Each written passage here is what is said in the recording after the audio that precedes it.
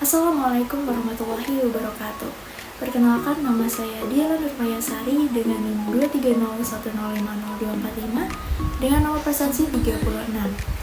Di sini saya akan menjawab beberapa pertanyaan yang telah disajikan oleh Bisami, yaitu mengenai bimbingan dan konseling, meliputi latar belakang, pengertian, tujuan, fungsi, dan lain sebagainya.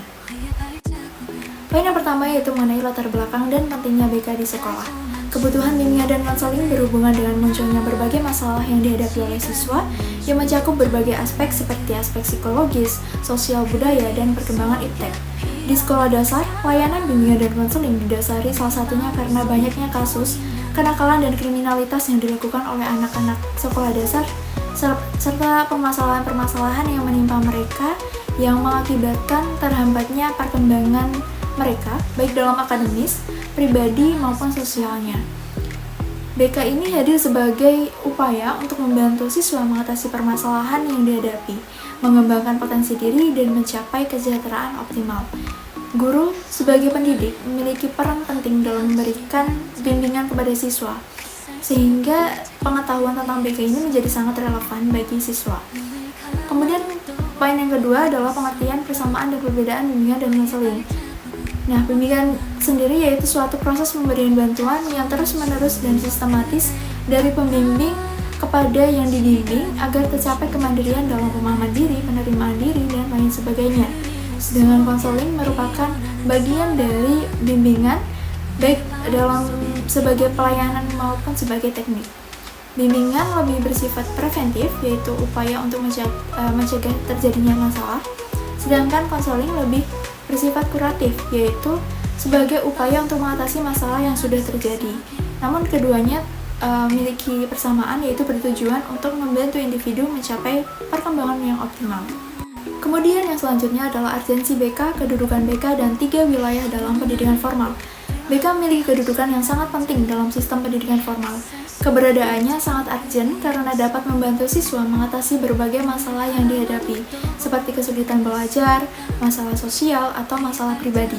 BK juga dapat membantu siswa mengembangkan potensi diri dan mencapai prestasi yang optimal.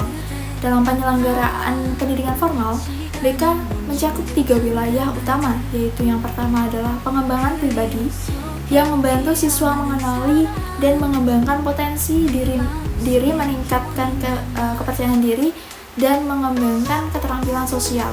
Kemudian yang kedua adalah pengembangan dalam aspek akademik, yaitu membantu siswa mengatasi kesulitan belajar, memilih program studi yang sesuai, dan mengembangkan keterampilan belajar mandiri. Kemudian yang terakhir adalah pengembangan karir, yaitu membantu siswa merencanakan masa depan, memilih karir yang sesuai, dan mengembangkan keterampilan yang dibutuhkan dalam dunia kerja. Kemudian poin yang selanjutnya adalah keunikan dan keterkaitan tugas guru dan konselor. Guru dan konselor memiliki tugas yang saling melengkapi. Guru bertanggung jawab dalam proses pembelajaran di kelas, sedangkan konselor sendiri lebih berfokus pada pengembangan pribadi dan sosial siswa. Keduanya ini perlu bekerja sama atau berkolaborasi untuk memberikan layanan yang holistik kepada siswa. Kemudian poin yang selanjutnya adalah mengenai tujuan, fungsi, dan juga orientasi BK. Tujuan BK khususnya dalam sekolah dasar maupun dalam tingkatan sekolah menengah adalah untuk membantu siswa mencapai perkembangan yang optimal secara holistik. Fungsi BK sendiri meliputi yang pertama adalah fungsi penyaluran atau distributif, yaitu bantuan untuk memiliki kegiatan di sekolah. Kemudian yang kedua adalah fungsi penyesuaian, yang membantu siswa untuk memperoleh penyesuaian pribadi yang sehat, pemecahan masalah, dan menghadapi kesulitannya. Kemudian fungsi yang selanjutnya adalah fungsi adaptif. Fungsi adaptif ini diperuntukkan untuk guru atau staf sekolah untuk membantu mereka dalam mengadaptasikan program pengajaran dengan ciri khusus dan kebutuhan pribadi siswa-siswanya. Kemudian untuk orientasi BK meliputi perorangan, kelompok, dan pengembangan.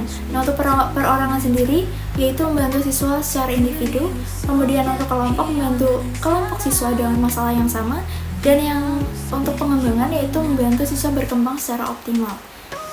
Bimbingan ini bukan lagi suatu tindakan yang bersifat hanya mengatasi setiap krisis yang dihadapi anak, tetapi juga merupakan sebuah pemikiran tentang perkembangan anak sebagai pribadi dengan segala kebutuhan, minat, dan kemampuannya yang harus berkembang. Pandangan ini menitik beratkan bimbingan yang bersifat preventif dan kesehatan mental serta pengembangan diri. Pelaksanaannya dilakukan sejak mulai awal di sekolah dasar atau pengalaman awal anak dalam pendidikan. Kemudian poin yang selanjutnya adalah mengenai asas-asas dalam BK, yaitu khususnya dalam lingkup sekolah dasar. Di antaranya yaitu ada asas kerahasiaan, kemudian kesukarelaan, keterbukaan, kedinamisan, kekinian, kemandirian, keterpaduan, kenormatifan, alih tangan, dan juga tuturi handayani. Menjawab pertanyaan kedua, yaitu mengenai profil guru yang berkualitas, hal-hal apa saja yang akan dilakukan agar kegiatan bimbingan dan konseling bisa dilaksanakan? Mengapa sebagai seorang guru sangat penting juga untuk memahami karakteristik peserta didik, karakter apa saja yang perlu dipahami, dan bagaimana cara memahami karakter peserta didik. Yang pertama yaitu mengenai profil guru yang berkualitas. Profil guru yang berkualitas adalah guru yang memahami 19 perannya, yaitu guru sebagai pendidik, pengajar, pembimbing, pelatih, penasihat, pembaharu, model dan teladan, pribadi, peneliti, pendorong kreativitas, pembangkit pandangan, pekerja tim, pemindah kemah, pembawa cerita, aktor, emansipator, evaluator, pengawet, dan kombinator. Kemudian mampu memenuhi 4 kompetensi, yakni kompetensi profesional, kompetensi personal, kompetensi sosial, dan juga kompetensi untuk melakukan pembelajaran dengan sebaik-baiknya. Kemudian guru juga perlu memiliki nasionalisme atau cinta tanah air yang tinggi dan menguasai 8 keterampilan dasar mengajar, mulai dari keterampilan bertanya hingga keterampilan mengajar kelompok kecil dan perorangan. Kemudian guru juga perlu memahami profesinya serta menaati kode etik guru di Indonesia. Guru yang berkualitas juga memiliki wawasan dan inovasi dalam menghadapi globalisasi sehingga mampu mencetak generasi-generasi emas Indonesia yang berkualitas juga. Kemudian mengenai hal-hal apa yang mungkin akan saya lakukan dalam kegiatan agar kegiatan bimbingan dan konseling di sekolah dasar itu dapat berjalan dengan efektif, yaitu yang pertama dengan membangun hubungan yang baik dan saling percaya dengan siswa. Kemudian memiliki pemahaman yang mendalam tentang perkembangan anak usia sekolah dasar, termasuk karakteristik, kebutuhan, dan potensi mereka. Kemudian selanjutnya adalah saya harus menguasai berbagai teknik dan metode bimbingan yang sesuai dengan permasalahan siswa. Kemudian dapat menciptakan suasana yang kondusif, aman bagi siswa untuk berbagi perasaan. Dan yang kelima adalah bekerja sama dengan orang tua dan pihak sekolah lainnya untuk memberikan dukungan yang komprehensif bagi siswa. Kemudian mengenai peran guru dalam memahami karakter siswa. Guru berperan krusial dalam membentuk karakter peserta didik karena mereka adalah figur otoritatif dan interaksi sehari-hari dengan siswa memungkinkan mereka mengamati perilaku dan pola pikir secara mendalam. Kemudian pertanyaan yang selanjutnya adalah bagaimana peran guru dalam memahami karakter dari siswa.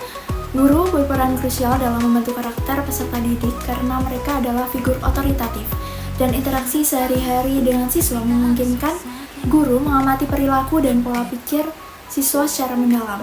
Memahami karakter siswa seperti minat, bakat, gaya belajar, kepribadian, dan nilai-nilai yang dianut sangat penting.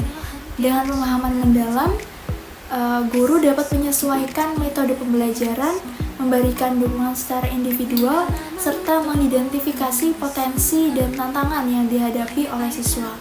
Cara efektif memahami karakteristik siswa antara lain dengan melakukan observasi secara langsung, melakukan komunikasi terbuka, tes minat dan bakat, serta melibatkan siswa dalam kegiatan refleksi diri. Kemudian pertanyaan ketiga yaitu mengenai 9 layanan dalam pola umum BK 17+. 9 layanan dalam pola umum BK 17+, yaitu diantaranya yang pertama ada layanan orientasi, yaitu membantu peserta didik dalam memahami lingkungan baru terutama lingkungan sekolah. Kemudian layanan informasi ini memberikan informasi yang dibutuhkan peserta didik terkait pendidikan, karir, dan pengembangan diri. Kemudian layanan penempatan dan penyaluran yang membantu peserta didik memilih pendidikan atau karir yang sesuai dengan minat dan bakatnya. Kemudian layanan penguasaan konten, yaitu membantu peserta didik dalam menguasai materi pelajaran. Kemudian ada layanan konseling perorangan, yaitu memberikan bantuan kepada peserta didik secara individu untuk mengatasi masalah atau kesulitan yang dihadapinya. Kemudian ada layanan bimbingan kelompok, yaitu memberikan bantuan kepada sekelompok peserta didik untuk mengatasi masalahnya yang sama, untuk mencapai tujuan bersama. Kemudian ada layanan konseling kelompok, yaitu layanan yang membahas isu-isu tertentu dengan sekelompok peserta didik.